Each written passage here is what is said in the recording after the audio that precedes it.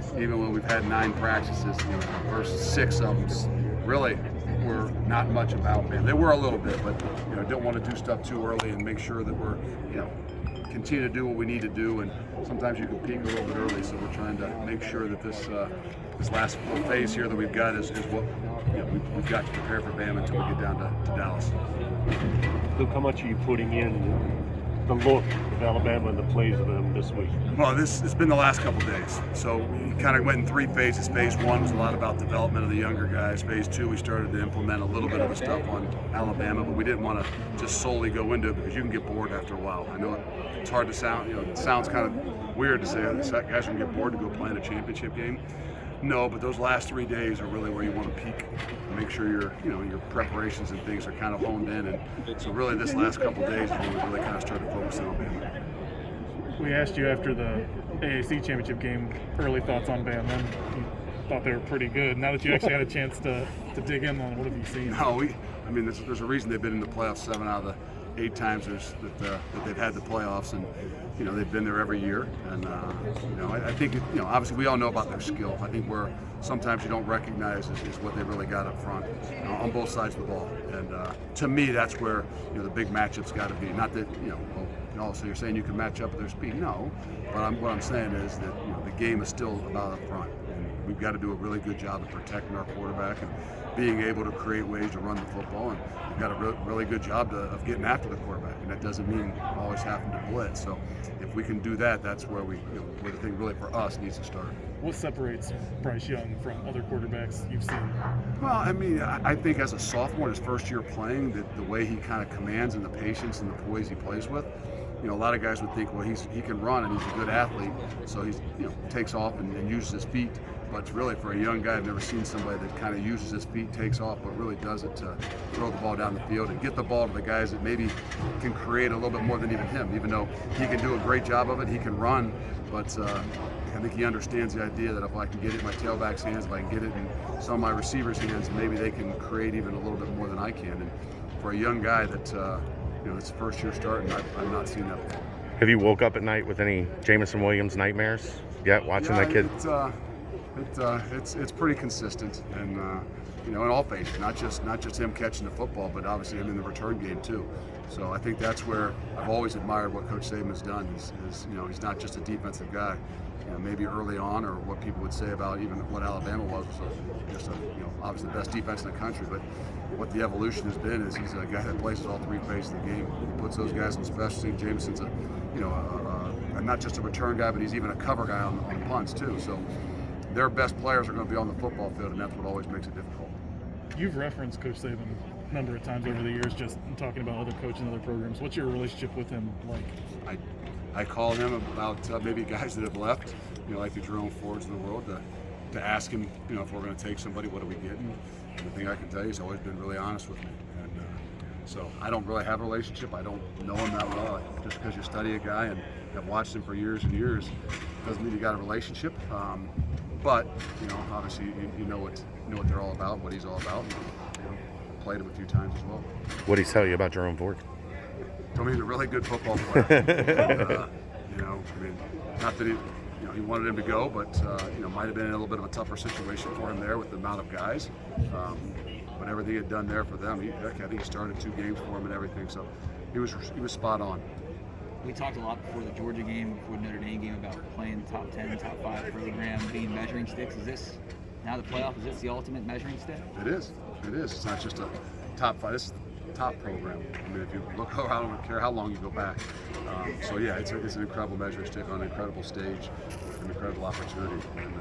And those are the things that you kind of talk about before that real game prep, and then as you get into it, you got to make sure these guys understand. They know who they're playing. They know what this team is all about and what this program's been about. Now we've got to try to find ways to humanize them and bring ourselves back into doing what we need to do.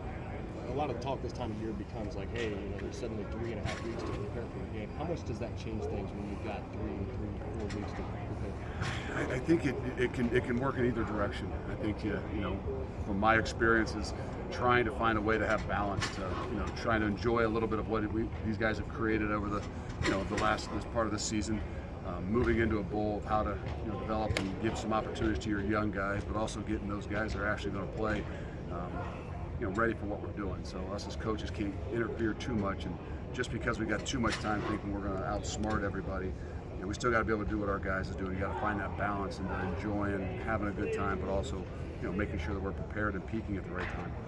Look, speaking of balance, how does the holiday factor in? How do you make that balance between letting these guys enjoy themselves and get ready for this game? Well, if I had done this for a little while, not that I've done this a ton, but I think going back all the way to Coach Tress, when we first started making sure we took breaks. I remember when I was in school, we would go down for a bowl game sometimes for 2 weeks, and we would practice and practice and practice and practice, and we didn't fare real well in some of those. And I think the first time really starting to be a coach when I think we were going to the national championship, and Coach gave them 3.5 days off for Christmas, and I think a lot of people thought that's kind of crazy. And I don't know if that's a norm everywhere, but I know for us, I know that just trying to make sure that there's a balance in what we're doing of preparing. We're going to give them about 3.5 days, 3 days to go home. Obviously, there's a lot of stuff that's going on. They got to be smart. But I think in the long run of what's going to give us the greatest opportunity is the ability to do what we do, relax a little bit, go back down to Dallas, do what we do, and put our best foot forward. Will you allow yourself to enjoy the holiday? Have you been to my house? I mean, yes, Christmas is fun when Christmas morning comes, but up until that, it becomes a little bit hectic. So yes, I'll enjoy it, but there's a different craziness to what you do here and what you do at home, that's for sure. Was there any thought to keeping guys here to maybe avoid what? COVID? I mean, you can't avoid it, right? I mean, you just, it is what it is, and we got to be smart, and our guys got to be smart, and we got to, give them the opportunity to do what they need to do. And there's a lot of sacrifices we all have to make, and one of them is trusting them that they're going to go home and be smart, to only be around family and try to keep their circle small. And but I think there was obviously some talk. But you also ultimately got to look at what's the best thing for those guys. These guys are why we're here. It's not what's best for me. It's not what's best for Sometimes our university would say, hey, these guys are what have done it, and to give us to put our best foot forward. I think they need a bit of a break. They need to be able to relax a little bit, and have, obviously for Christmas is the best opportunity. What is it like trying to buy gifts for as many kids as you go out and try to keep all that in order? He wouldn't know. I wish I could tell you. You don't have the Amazon account? I'm not sure. Don't tell my kid, but I'm not sure it was the last time that I bought a gift. So maybe I'll get a text message and stop on the way home because I have to pick something up. Does that count as buying a gift? So I'm not real good when it comes to that, but I usually make my way to the mall on Christmas Eve with my daughter to try to find something for my wife, and it's not always the best time, and it's not always a lot of availabilities, but nonetheless, there'll be a gift, let's say. What's on your list? What's on your list for Christmas? Someone at ESPN asked me the other day, "What's your favorite Christmas present you ever gotten?" I'm like, I don't know. I don't know that I have anything on my list. I know we could all say a bowl win, but the reality is, I like to be surprised about whatever it is. So there's not like I really do need a book bag, so I haven't told my wife that, but my book bag's about 4 years old. You just did. You just but told her. It has been good luck, so I don't know if I could buy me one, I'm not sure I would use it for a while. Not that I'm into that luck thing, but I just like routines, and it's hard for me to change on some of that.